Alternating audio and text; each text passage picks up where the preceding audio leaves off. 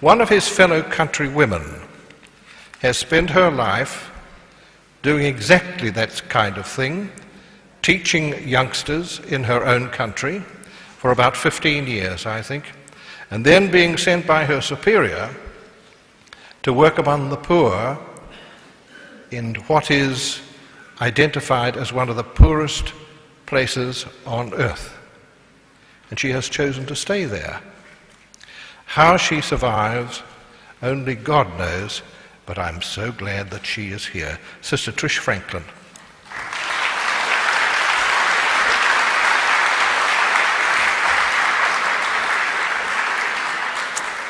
Thank you very much, Philip, for that introduction. I have a wonderful boy upstairs who's running my PowerPoint for me.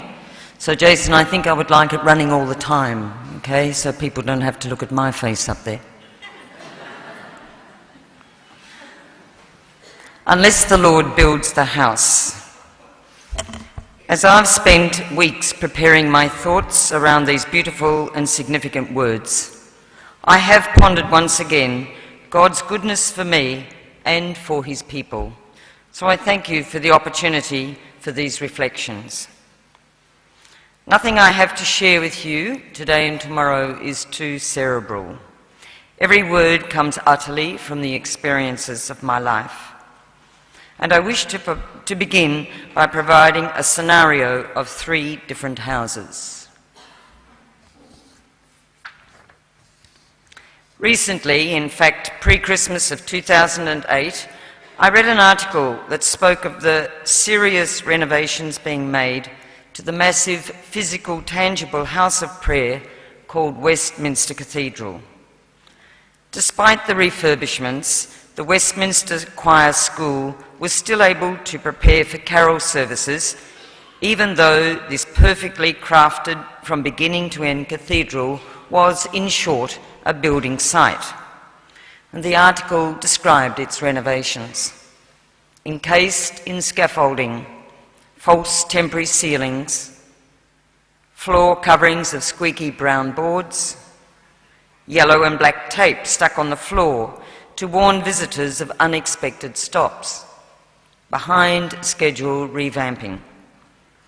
Thousands of geometrically choreographed steel poles holding the scaffolding and crossbars, steel mesh hanging everywhere, pulleys in operation, disruptive noise, and a congestion of plugs and wires.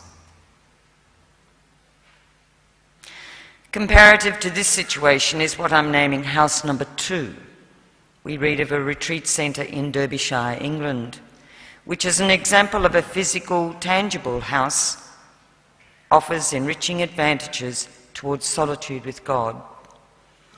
To be noted is that it is not only a building, but an experience, a spiritual adventure of discovery and challenge, of wonder and awe, a house which provides a spirit of contemplative prayer, simplicity and littleness, a journey into the depths of one heart and the heart of God, a passage towards wholeness and transformation in Christ, a contemplative voyage nurtured in solitude and with the hope that this is made fruitful in active ministry. It is a place where hearts are exposed to the personal, passionate, unconditional, and lavish love of God. And now to the 3rd house story. Imagine that a contractor comes to you and tells you that he wants to build for you a house with unimaginable splendour and glory. Not only will this builder build this house for you, he has promised to pay all the cost. This house has come at no easy cost, for the builder sacrificed his own son so that you might have every blessing. Although the builder will build the house, he has asked for your help, for you to come alongside him and to do his will. He will strengthen you to do his will and give you all that you need. All this builder requires of you is agreement. Although agreeing sounds like an easy task, you will resist it at times. You will want to do good to satisfy the builder, but the good you want to do, you won't. and the discord you desire to resist, you will give in to at times. Some of the complaints about the builder are his time schedule and how it is natural to wait on him even though he is good and his plan is perfect. Another popular complaint about him is that he is all glorious and humbles those that are lifted up, whereas in our natural state we love control and to be able to call the shots. We want it now, all of it, whatever it might be, results attained, plans fulfilled, goals achieved, dreams come true, skills acquired. It's like waiting and wanting an immediate answer to that letter, fax and email. Most of the time we want our prayers answered pronto too. Despite our failure to wait on him or submit humbly to his will, he is still faithful to build the house. Not on any merit of our own, but because of what his Son has accomplished on our behalf. Here God knows our weakness and insufficiency. He is a patient and loving God whose mercy endures forever. Even though his children never deserve it, he always delights in blessing us. I relay these three house story situations to you as a way of sharing the woven pattern of my life's journey so far with its elements of the three houses, which I've just pointed out. This will eventuate towards sharing the house I have worked in Vietnam, particularly over the past 15 years, and maybe that story must wait till tomorrow. A little about myself. I am the youngest in a family of 5 children with wonderful parents. Actually, my father was a convert. At the age of 14, the contractor put an offer to me of the glorious house he offered to build for me, and which he very much wanted me to build with him. At age 19, I committed myself to his offer, and only in retrospect, and surely each day is an ongoing learning and sacred retrospect, I have come to know his plan, his time schedule, his payment of costs, my assisting with the building, the scaffolding, the repairs, disruptive noisy machines, steel mesh, plugs and wires. And yet, there have also been the solitary moments like house number 2, journeys into my heart and the heart of God, therein finding abundant, prolific, bountiful and profound blessings. In preparing my words to offer you at this convention, I have been made more aware about God's house for me in my life and how he, as the most superb architect, has changed its appearance many times. After my final vows in 1979, I found myself in a very convenient house, made by God, no doubt, with primary school children from very wealthy families. I don't think I worked in vain too much. I was then, not now, a very, very enthusiastic young religious. So many stunning revelations came through the Word, the Eucharist, and my ministry in those early years within that house, and I call to mind many relevant words from Scripture. Don't grow weary in doing good. Apart from me, you can do nothing. From Proverbs, commit to God all that you do and your plans will be established. And St. Paul writes, therefore, my beloved, be steadfast, immovable, always abounding in the work of the Lord. However, as I worked, played, prayed, and lived in that house of the Lord at that time, my head, ears, eyes, and particularly my heart, pounded daily with the words, go to the poor, go to the poor. For years, these words milled within me. I offered to go to our mission in Peru, but maybe that was me calling the shots. My offer wasn't taken up. What house did God really want to build for me? And how did he truly want me to work? were questions that disturbed me still. Between 1985 and 1989, I believe my steps were guided by God as an avenue for me to find peace and assurance from those pounding words, "Go to the poor." God is always right on time. He's a big, big God. In those years, 85 to 89, I worked in refugee camps in Thailand amidst hundreds and thousands of Cambodian, Vietnamese and Laotian people in exile. They always had something within them that fueled their spirit and provided them with the courage they needed to face each day. These people had such a passion for the possible. It was as though they had a sense of the point voyage, where, while it was still dark, the birds sing out their welcome before the first rays of dawn renew the earth. A waiting person is a patient person. Patient living means to live actively in the present and to wait there. Waiting is not passive. It involves nurturing the moment. Refugees, of course, are experts at waiting. Their way of life taught me that when we relinquish the future into the hands of God, then the fog clears, the nature of the dis-ease and the blockage within us reveals itself. And what did they show me? To live simply. Bamboo sticks and blue plastic tent cities. To love generously. They shared their rations, carrying home twice a week carcasses of a chicken, which they used to call chicken dye. They showed me how to care deeply, families sharing their tents and clothes, and together escaping wired fences to obtain wood for fuel. They showed me how to speak kindly. They were always saying to each other, "We will move to a better place, let's be hopeful." And when a family had been accepted to go to the USA, Australia, France, New Zealand, wherever, they'd say, "I'm so happy for you and your family that you've been accepted to go to wherever," even though that person saying that had a future still confounded by paperwork, health checks, and months and years of more waiting. These years in Thailand saw the Lord change his house for me from one that was very comfortable, wealthy and convenient to one that was a mere thatched hut of discomfort, fatigue, inconvenience and awkwardness. This big change reminded me of a story that became very relevant to me at that time.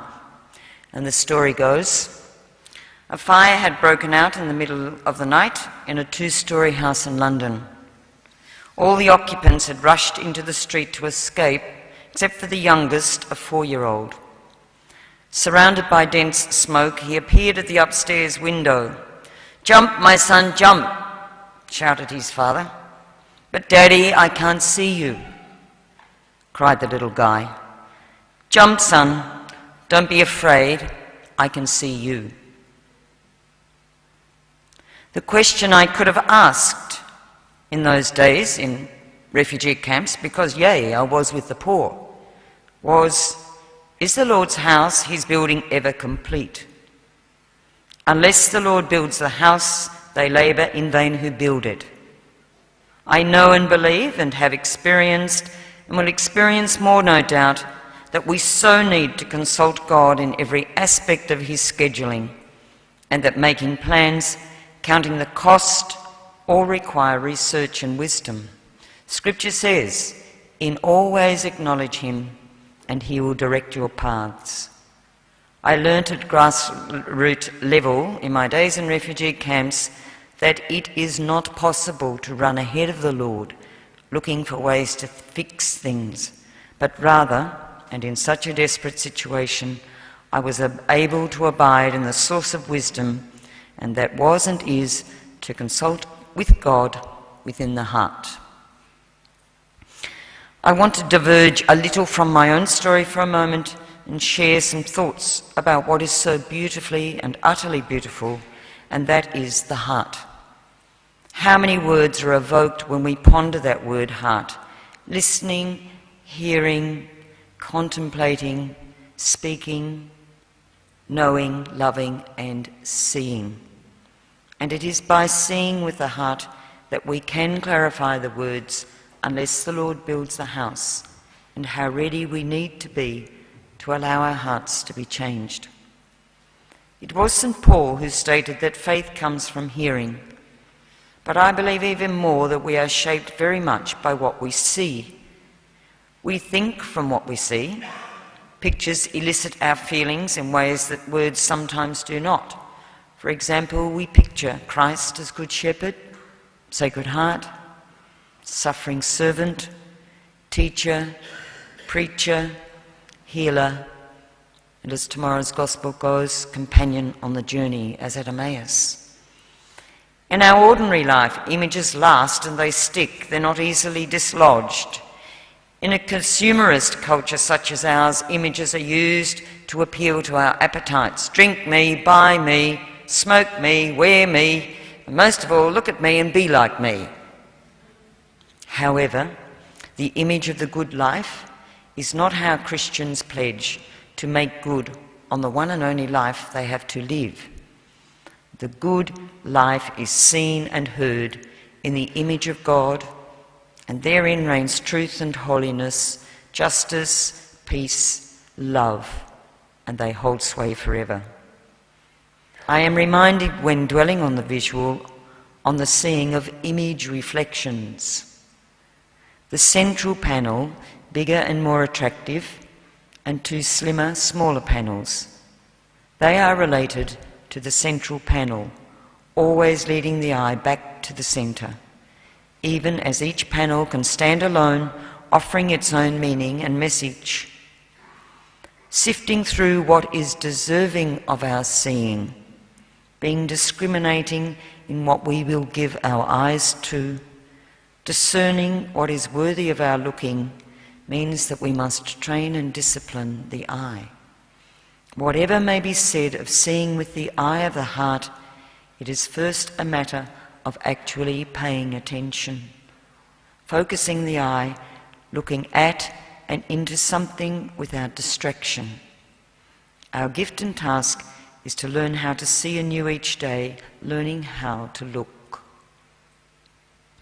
Christian life centres our eyes and hearts to the central panel and leads us to a way of seeing by loving.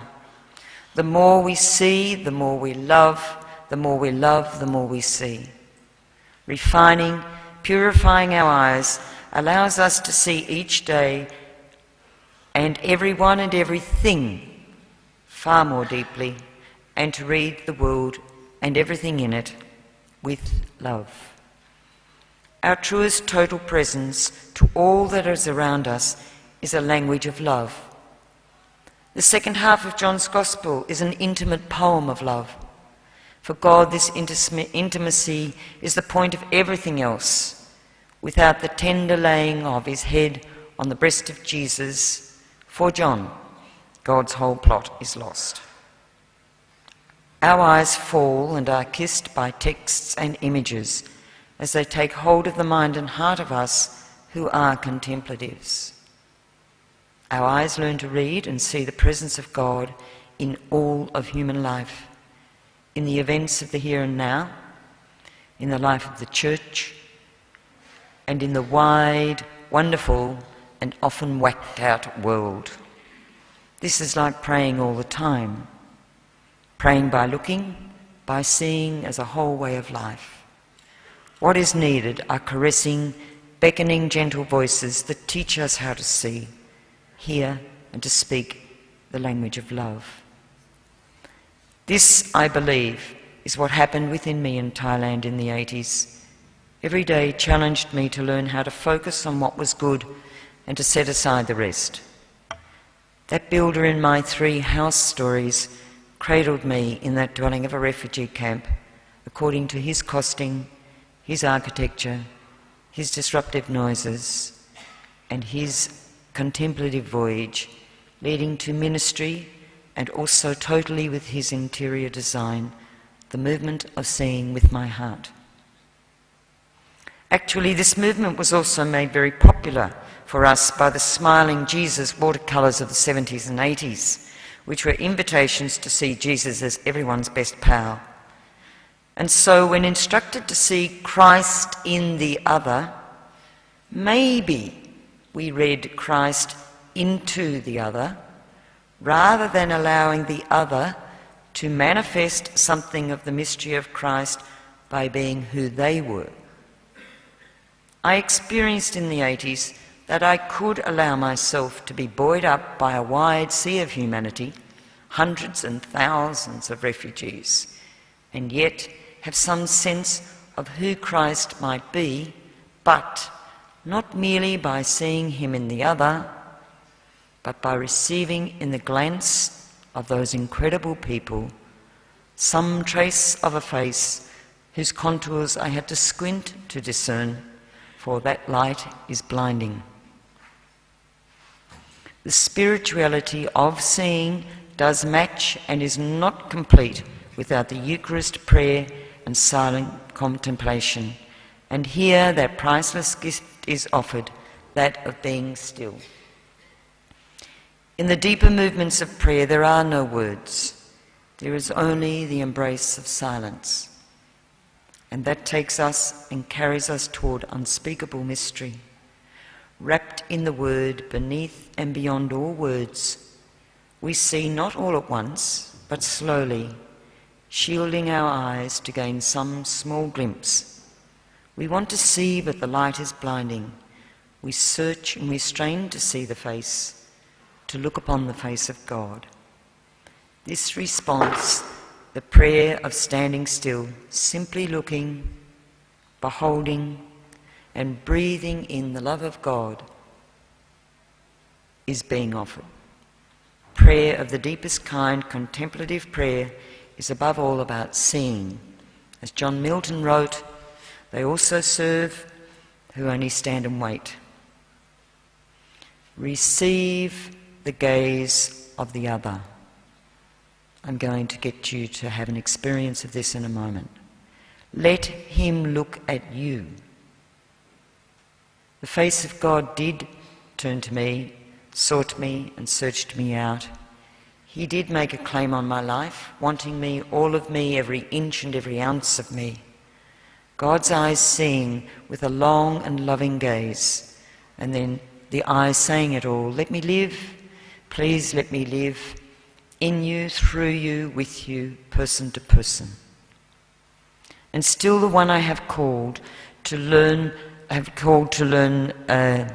learned to call Father or Mother, the loving parent who gives all life, who sustains and protects it, who counts the hair on the head of the child and does not forget the sparrow, is the one who eternally looks on us and gazes upon us with delight. There is a story told of a mother and her little daughter in Trinidad. They are the poor of the earth, and the mother takes great care each evening to launder the one well-worn dress that her daughter wears to school day after day. Each morning, as the little girl leaves the front door to set off for class, her mother asks her to stop, turn around toward her for a moment, and she says, "Just stand there. I love to look at you." Contemplation is a way of looking and a way of seeing. The one caught up in contemplation knows that it is not only I who look and gaze and behold, it is the other, whose name above all naming is love, who gazes upon me. A beloved child hears the words of the mother, "Just stand there. I love to look at you." It is ours to allow ourselves to be gazed upon by God, to be looked on with love by love itself. It is this that we learn in the deeper movement of prayer and even in our sleeping, so that awake or asleep we are poised to be gifted in the presence of the one who gives to his beloved in sleep, as Psalm 127 says. We can see so clearly the movement at the heart of reality, and we can hear the beating of many human hearts. I invite you now to stop and to experience the gaze of God, let him look at you with love. Aren't we lucky?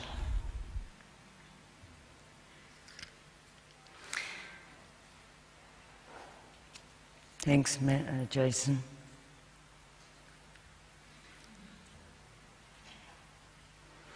The image of the heart cannot be trivialized.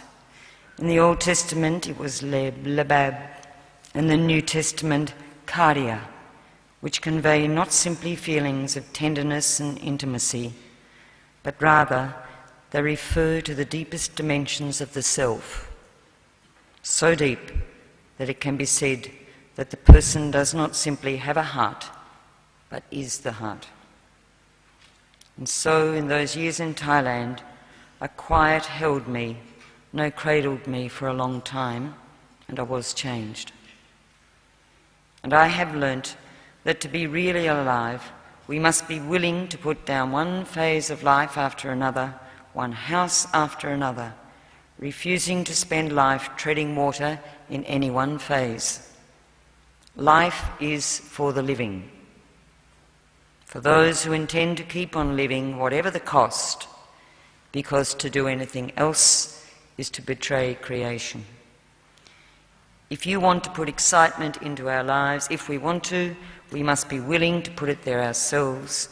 We must be willing to change directions, to change houses, when the path we're on has become more like a cul-de-sac that leads only back to where we once began, where we were housed initially, rather than a pattern of life that moves forward.